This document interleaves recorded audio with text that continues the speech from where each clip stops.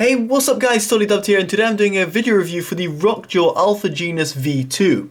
I'd like to thank Rockjaw for actually reaching out and sending me this out for review. It can be found on Amazon.co.uk for £45, and I found a similar listing on Amazon USA between $45 and $65. Link will be down in the description below, so make sure you check that out. Also, check out my full written review on my website. Again, that's going to be, you guessed it, in a link in the description below. That goes into much more depth than this video review will do. So, let's get into this video review.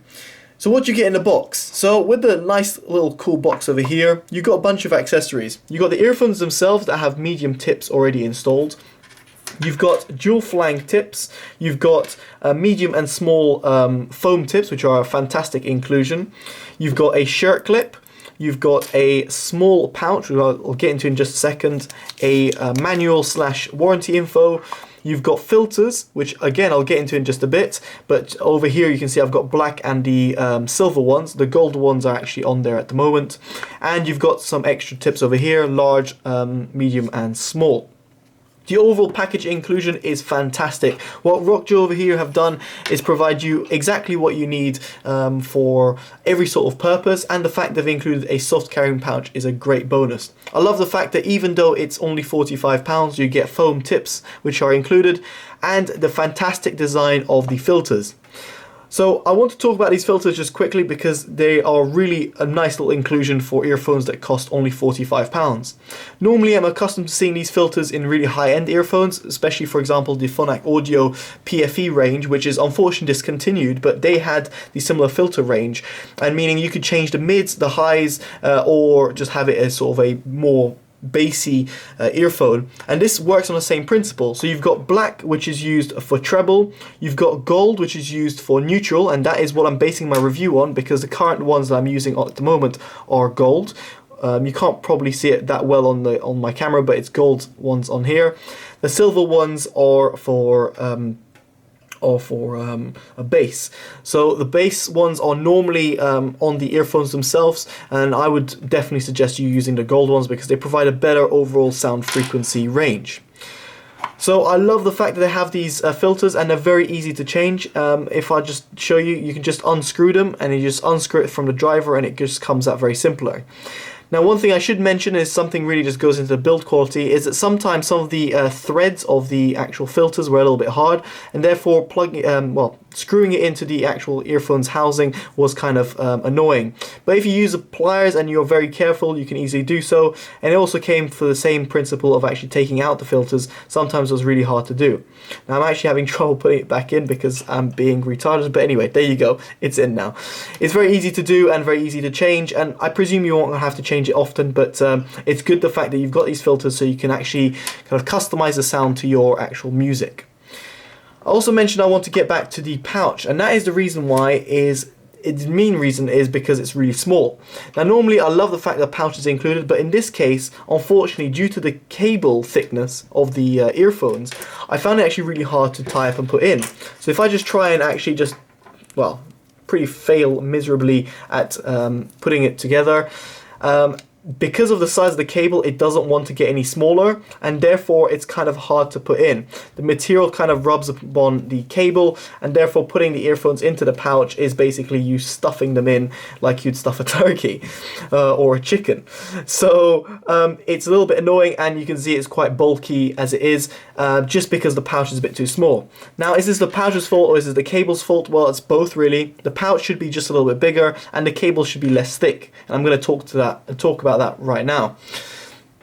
The reason I'm mentioning this is just because the cable itself, as you can see, doesn't get super tangled really easy because of its thick nature, but because of its thick nature means that it's hard to actually take it on the go.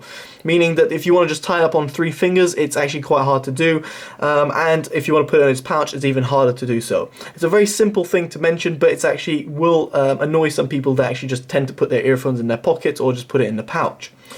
Speaking about the cable, I do notice that there's a bit of microphonics when using it. So microphonics is cable noise, and therefore I do notice a bit of cable noise when using it. This can be fully eliminated by wearing the earphones over the ear, so obviously you wrap them around the ears, but they can also be worn straight down, which is a good addition, but as I said, due to the cable you're going to get microphonics.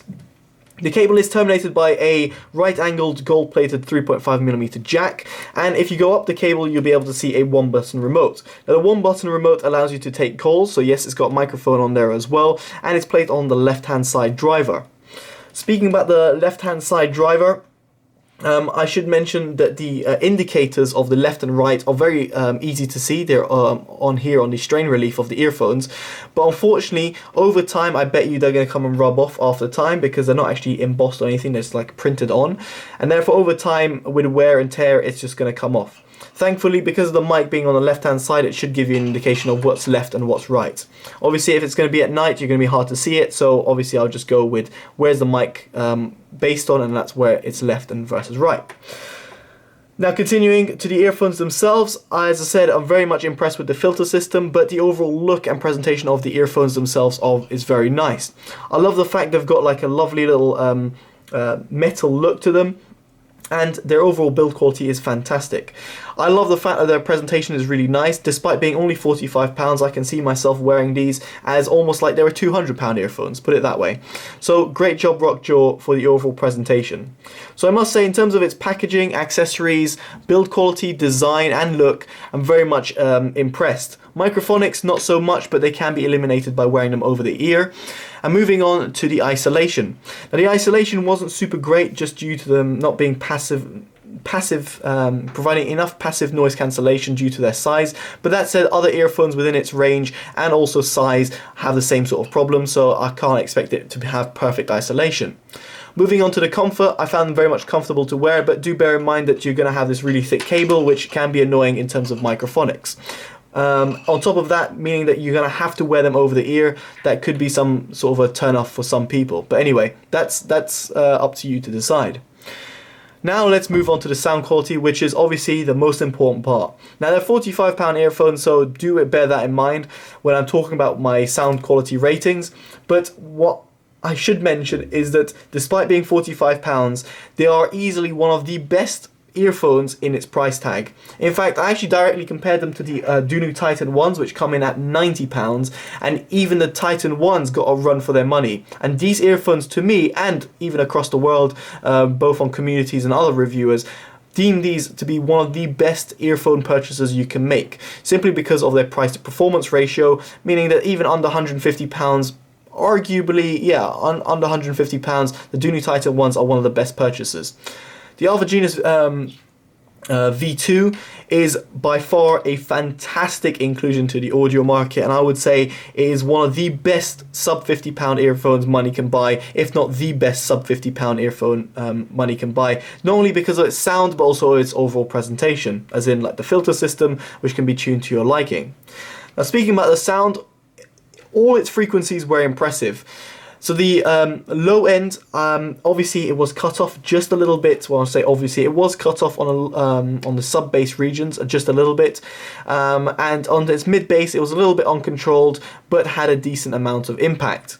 Now, the reason I'm mentioning this is just because obviously I'm comparing them to earphones which are double or triple the price, but even then, at its price range, it absolutely did a fantastic job. Meaning I rated it, I think, at 8 out of 10 for its lows, which is quite a high rating. Moving on to the mids and the highs, both of which I gave 8 out of 10 as well. Mids were well presented. They were a little bit V-shaped due to the mid-bass slam, but even then they reproduced a nice overall sound. The highs were slightly rolled off on the top end, but did provide a little bit of a sparkle, which wasn't too sibilant, meaning that you can hear them and enjoy the extra life they bring to your music. Moving on to the soundstage, which is one of the most impressive things I found with these earphones. In comparison to other earphones within its price range, the soundstage of this was fantastic. It was nice and wide, just enough wide, good enough depth as well. Instrument separation was fantastic as well, and its decay, despite having these, I don't know, I think it's metal sort of drivers or metal sort of housing, sorry, I still found it to be fantastic. So overall, the soundstage was really what brought out this earphone, because of how it could bring all these sound frequencies together and present it in a nice way. I was very much impressed with that. So overall, the sound quality is fantastic, and given its price range, I would say it's one of the best sub £50 earphones money can buy. So overall, guys, I definitely do recommend it. Definitely check it out. Check out my review in the link in the description below and the Amazon links in case you're interested. Top marks to Rockjaw for this and actually for reaching out to sending me this for review.